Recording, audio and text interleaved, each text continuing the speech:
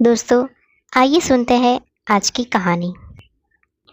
भाभी, मम्मी सच कहती थी कि उनकी बड़ी बहू हीरा है, लेकिन उस समय मेरी आंखों पर छोटे भाई और भाभी के पैसों की पट्टी पड़ी थी। सॉरी भाभी, उन सारी बातों और नादानियों के लिए जो मैंने जाने अनजाने के साथ की। आप नहीं होती तो मेरा और चिंटू का क्या होता। कृतज्ञता भरी नजरों से यशोदा का हाथ पकड़ते हुए काजल बोली, काजल तू छोटी है, इतनी बड़ी बातें तुझे शोभा नहीं देती, और तुमने कुछ भी ऐसा नहीं किया जिसके लिए तुम्हें सॉरी बोलना पड़े। भाभी, ये आपका बड़प्पन है, नहीं तो मैंने कभी आपको बड़ों सा सम्मान दिया ही कहाँ था। चल छोड़ इन सब बातों को, मैं गर्मा गर्म चाय बना कर लाती हूँ।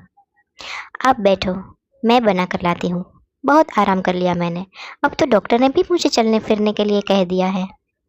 काजल चली गई और यशोदा सोचने लगी कि एक वो दिन था जब काजल उसे पसंद नहीं करती थी, और एक आज का दिन है जब काजल उसकी तारीफ करते नहीं थकती। सोचते हुए वो अतीत में चली गई। रुक्मणी जी के पति का देहांत बहुत साल पहले हो गया था। तब से उनका बड़ा बेटा रजत नौकरी करके परिवार की जिम्मेदारी उठा रहा था।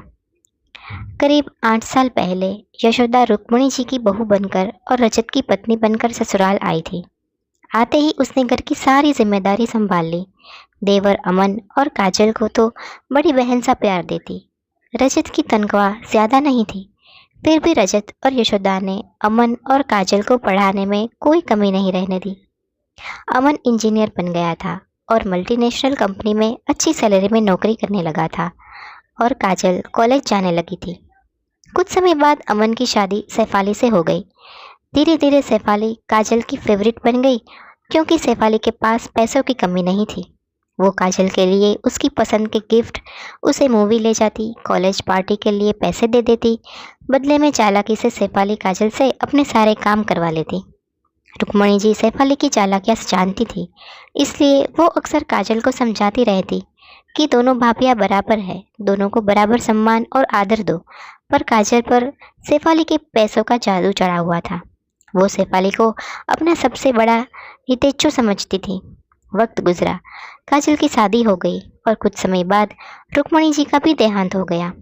सैफाली अभी भी काजल की फेवरेट बनी रही, क्योंकि काजल जब भी मायके आती या सैफाली उसके ससुराल जाती तो उसे बैग भर भर कर सामान देती। यशोदा उतना सामान नहीं दे पाती। एक दिन यशोदा को अपनी सहेली से पता चला कि काजल का एक्सीडेंट हो गया है। उसके पैर में मल्टीपल फ्रैक्चर हुआ है। उसने तुरंत ही काजल को फ़ोन किया, काजल तुम्हारा एक्सीडेंट हो गया और तुम्हें हमने बताना भी ज़रूरी नहीं समझा।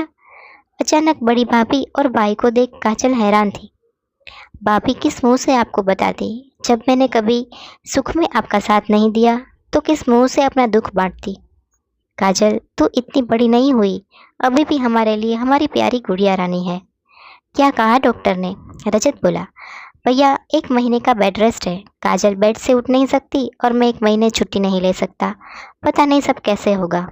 काजल का पति नितिन बोला, मैंने छोटी भाभी को कुछ दिन के लिए आने को कहा तो उन्होंने यह कहकर मना कर दिया कि भैया के लिए परेशानी हो जाएगी। काजल के चेहरे पर उदासी साफ झलक रही थी। काजल तुम्हें फिक्र करने की ज़रूरत नहीं, हम हैं ना। तुम और चीकू हमारे साथ चलो। मैं यहाँ नहीं रह सकती, क्योंकि पीहू और अंश स्कूल जाते हैं और चीकू अभी स्कूल नहीं जाता। यशोदा तुम फटाफट काजल और चीकू का ज़रूरी सामान पैक कर दो, रजत बोला। तब से काजल और चीकू यशोदा के ही घर पर थे। यशोदा ने काजल की बहुत अच्छे से देखभाल की और उसके और चीकू के खाने पीने का ध्यान रखा। कल ही काजल का प्लास्टर कटा था। दीदी कैसी है काजल? अचानक सैफाली की आवाज़ से यशोदा अतीत से वर्तमान में आ गई। ठीक है, प्लास्टर भी कट गया। काजल देख कौन आया है। यशोदा ने काजल को आवाज़ लगाई। काजल कैसी है? हमें तो बहुत चिंता हो रही थी। देख तेरे लिए फल, ड्राई फ्रूट्स और जूस लाई हो। कुछ ही दिन में देख कैसे तोड़ने लगती है। काजल के हाथ में सारा सामान पकड़ाते हुए सैफाली बोली। लेकिन आज काजल के चेहरे पर सामान से भरा बैग देखकर चमक नहीं आई। उसने सारा सामान टेबल पर रख दिया। भाभी इन सब की कोई ज़रूरत नहीं थी। बड़े भाभी ने अपने स्नेह और प्यार का मरहम इतने अच्छे से लगाया कि अब इन चीज़ों की ज़रूरत नहीं पड़ेगी। सैफाली की नज़रें झुक गई। आखिर चोर की दाढ़ी में तिनका। बस इतनी सी थी ये कहानी। दोस्तों, आपको ये कहानी कैसी लगी ये हमें कमेंट्स द्वारा ज़रूर बताना। अगर वीडियो अच्छा लगा हो तो लाइक करना, शेयर करना और चैनल को सब्सक्राइब करना बिल्कुल मत भूलना। धन्यवाद।